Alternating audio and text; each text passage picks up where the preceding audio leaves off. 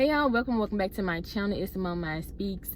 Today y'all, I'm going to be talking about BPD, and I'm going to be talking about really the pros and the cons of self-diagnosing. And yeah, I think that's pretty much it. So the reason why I want to talk about this, y'all, is because of a TikTok I saw.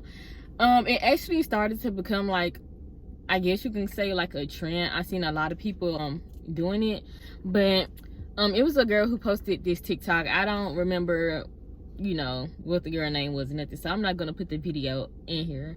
But basically on the screen, she was saying, like, her therapist told her that, I guess, cutting people off at like any red flag, or the first red flag, was like a sign of having BPD. And she was basically like agreeing with what the therapist said, like, oh, like, I got BPD.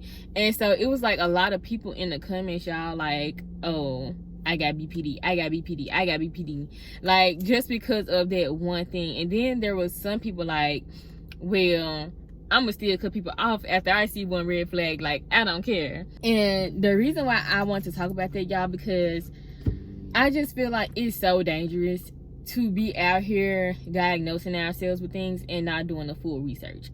Because I was like, when I seen that, I'm like, that's me. Like, I have BPD, but like the thing that she said the therapist was acting like was a bad thing, I'm like, I literally do that. Like, if I see one red flag, if I see something like this, a major character flaw, I'm gonna cut you off. But like I said, y'all, the danger of it is not doing the full research to understand what you're talking about. Because how are you gonna go in here and just claim to have a disorder that 9 times out of 10 you probably haven't done the research about, and somebody gets on TikTok and says one relatable thing and you just jumping on board, like, So let me go ahead and explain, like, what BPD is for the people who might not know. So I went and did my own research, because honestly I was seeing it quite a lot. I don't know why, but I saw just a few people like saying that they have it. Even YouTubers that I'm subscribed to, I've heard a couple of them say that they have BPD. I've seen it on TikTok and stuff. So I'm like, okay, like, I really want to know what it is, because, I just get interested in stuff like that. And I like talk about mental health, which is the whole point of this channel. So BPD is basically characterized by instability and impulsivity.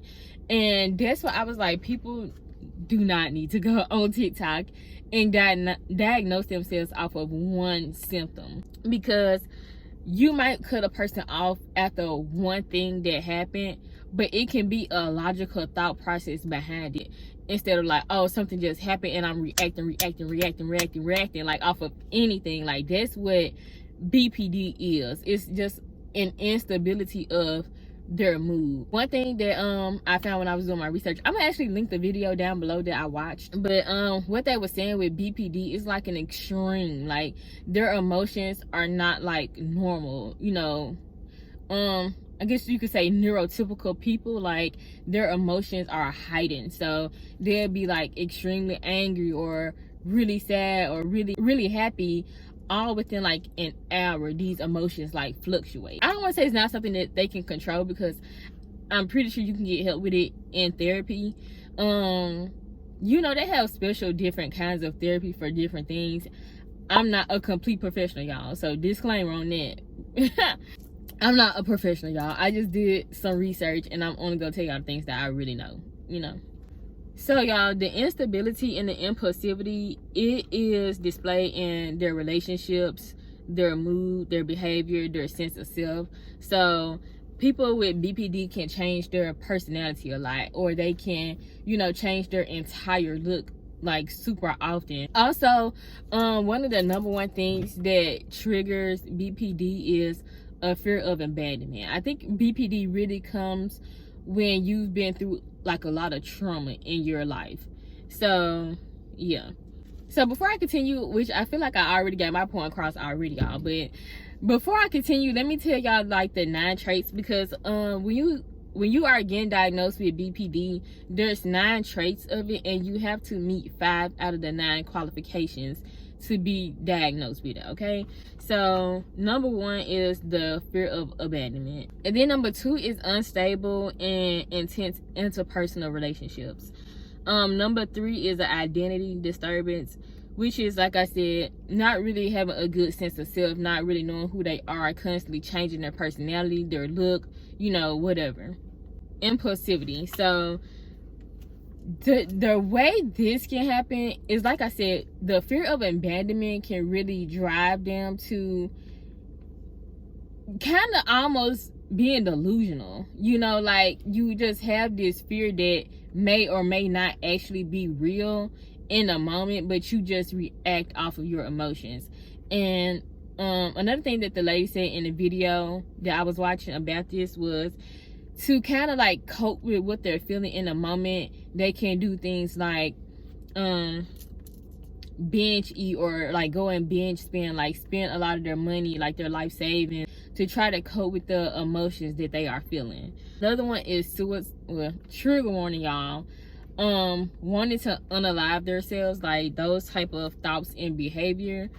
The mood instability, like I said already, just being all over the place and not really being able to regulate your emotions. Number 7 is they have like this chronic feeling of emptiness. And number 8, inappropriate and intense shows of anger, which they often feel remorseful about after the fact, and like maybe even embarrassed. So once again, to try to like cope with how they feel after they done had an impulsive reaction to something else, like they do something else to try to cope with those emotions of the embarrassment and the remorse after having, like, you know, the big display of anger. So it's kind of like they get stuck in a cycle, and that's where, you know, like I said, the instability comes into play. And then the last one, number 9, is being paranoid. So like I said, y'all, you only have to have 5 out of the 9 traits to be diagnosed with BPD. But like I said, y'all, I just don't want us to go on social media and diagnose ourselves with things that we are not sure about. Do not claim to have something if you don't go and do the research. Also, because like I said, y'all, it kind of became like a trend. A lot of people jumped on this video and like was using the same sound that the girl used in that video. I don't know if her video was like the original video, but it was the first one I saw. But a lot of people were just talking about things that their therapist said that they did that showed that they may have a particular mental disorder or mental illness or whatever. It was just so many different things, y'all. Like, if you literally go to the sound on TikTok and watch all of the videos, you would be diagnosing yourself with 10-15 different things that you probably don't have if you're not going to do the research. But on the brighter side, y'all, of self-diagnosing, it really can be a great thing, because a lot of people don't have good health care. You know what I mean? Like, we all know how the healthcare system is. So people probably can't afford therapy and evaluations and tests and over again, because a lot of these things, y'all, they have to get a pattern of behavior to actually see consistency in something to diagnose you with it. So I feel like when we have the resources available to us to do our own research, and hopefully most people have some type of sense of self-awareness, that you can be like, okay, I do have 5 out of these 9 traits, and these things have been consistent throughout my life, or at a certain point this thing started and it has continued. So I feel like self-diagnosing can, like I said, be a good thing, but we need to just make sure we're going the proper way about doing it. Do your full research. Don't just hear one thing and run with it, y'all. And also too, I'm not trying to put the blame on the people who made the videos, y'all, at all. So don't think of it that way. But I read this quote literally the other day, like probably like a couple days after I thought about doing this video, where they said, I think it was something like, the biggest liar is the one who believes their own truth, or something like that, or believe their own lies, something like that, y'all. Like, it's dangerous to go out and say things and repeat things into the world when you yourself don't know if that's true. Like I said, y'all, these people only shared one small thing from their therapy session. So we don't know what all else was said, or you know, whatever else went on into their session.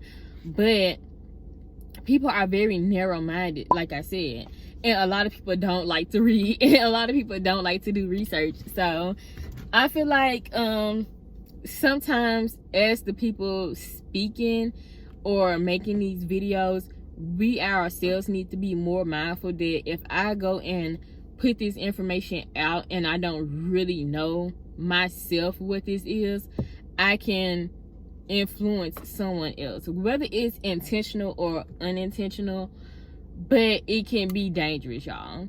And so don't go out just saying anything and you haven't researched it, and don't go out believing any and everything you hear without doing your own research first. I said this before in one of my older videos, but I feel like most people in America at least have resource to free internet somewhere, you know, like at a library, a restaurant.